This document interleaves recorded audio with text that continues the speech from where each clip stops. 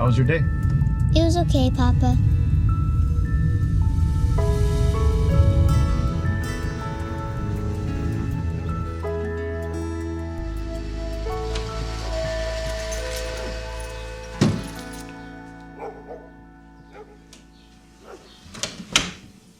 Dad, You have anything?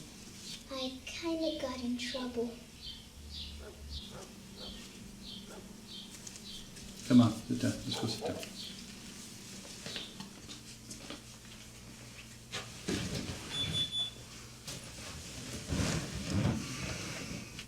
Dad, I had to put my name on the board.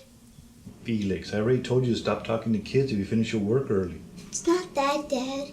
We were learning about countries, and Mr. Brown said, unless you're Native American, everyone here has roots from other countries.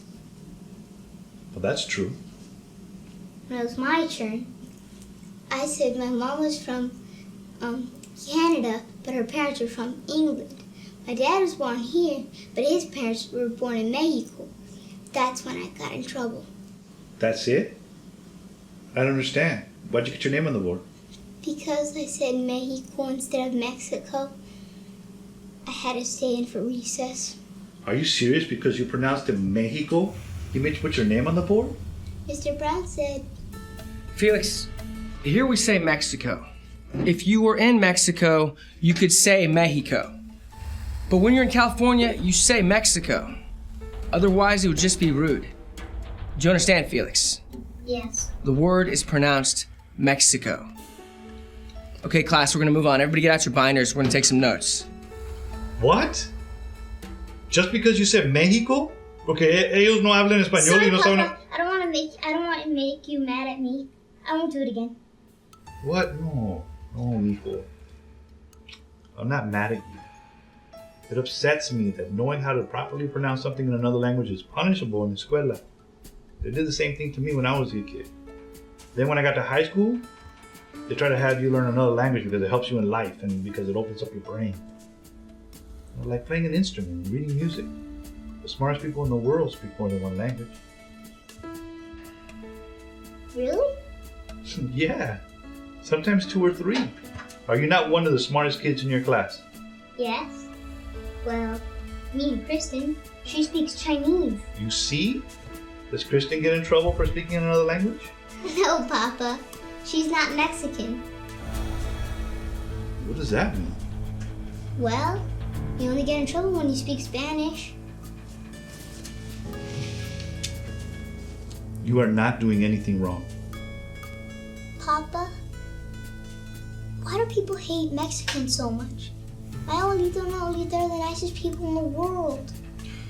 Ignorance.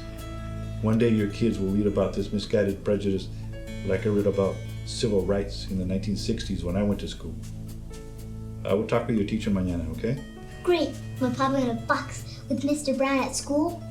No. Well, maybe.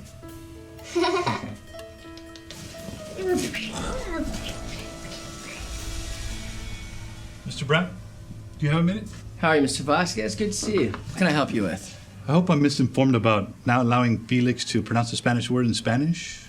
That is correct. If I allow one student, now would just set a bad precedent. English is the only language allowed to be spoken in class. So you're telling me that Spanish is prohibited, or is that any language other than English? Sir, in order for a student to remain in this class, he must show proficiency in the English language. Otherwise, that student would be transferred to an English as a second language curriculum. ESL? Isn't that for students that are having difficulty reading, writing, and speaking English? I mean, essentially it's to become bilingual. Essentially it's to encourage them to become bilingual by speaking English. Sir, my goal here is to set a strong foundation in the English language so that reading, writing, and comprehension scores reflect that. That's the way it's set up, and I must adhere to the guidelines set by the district. So you think that by Felix pronouncing a Spanish word in Spanish, his test scores are going to drop? Sir, if my answer is unsatisfactory to you, you might want to take this up with the principal. Excuse me, I have to prepare for class.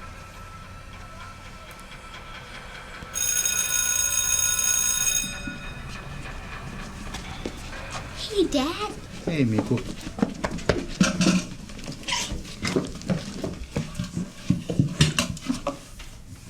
Hey, Dad. Better be careful, Felix. Let's consider another language.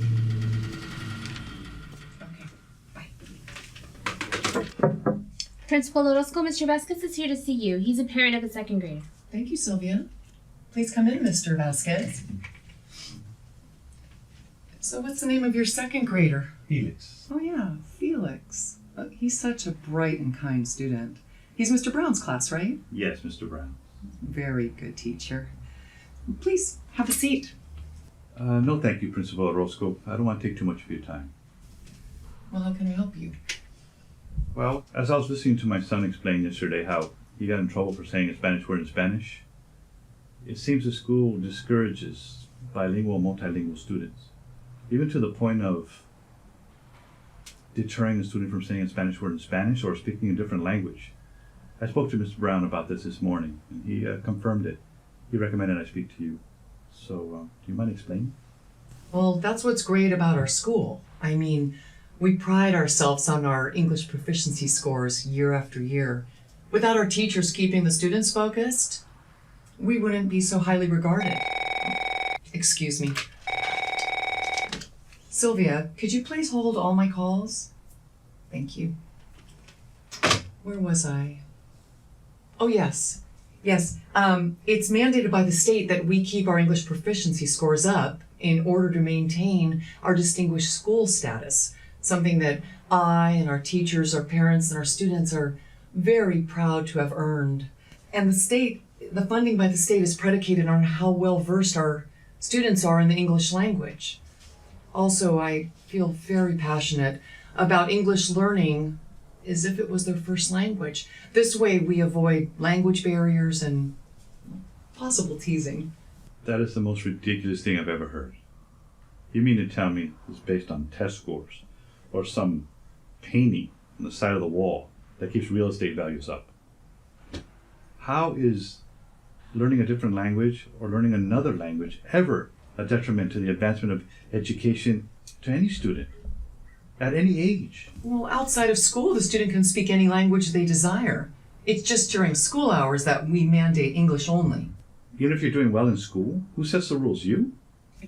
It's one of our school, district, and state of education policies. It's something that we believe in and take into account on a daily basis.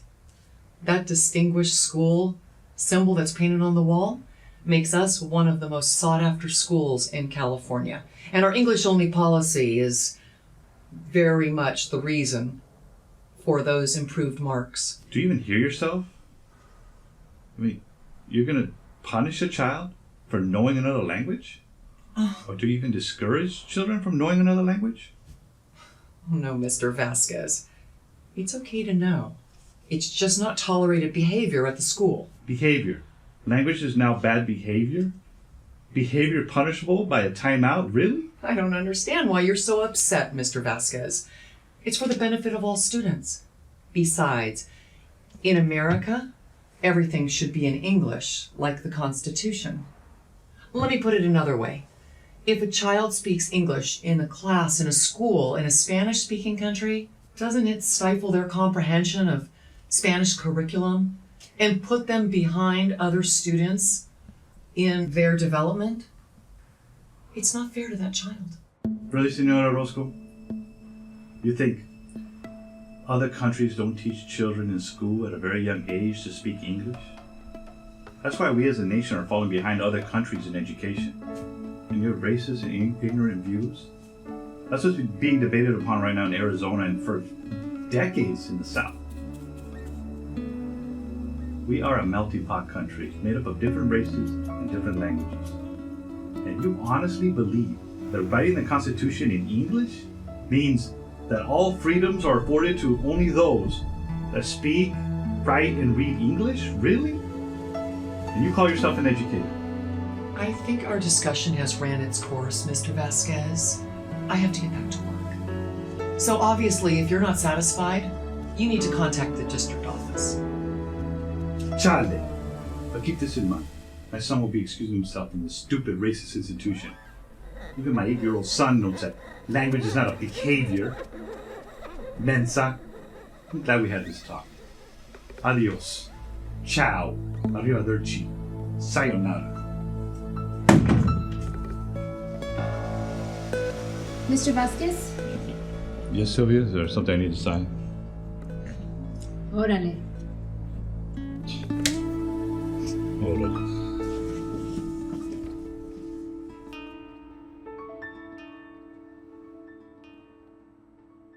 Oh, Dad, I forgot to tell you what happened at school today.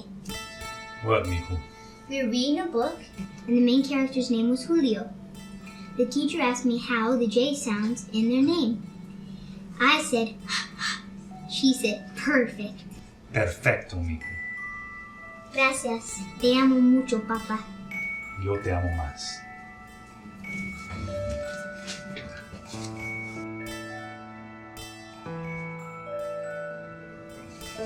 I'm hungry.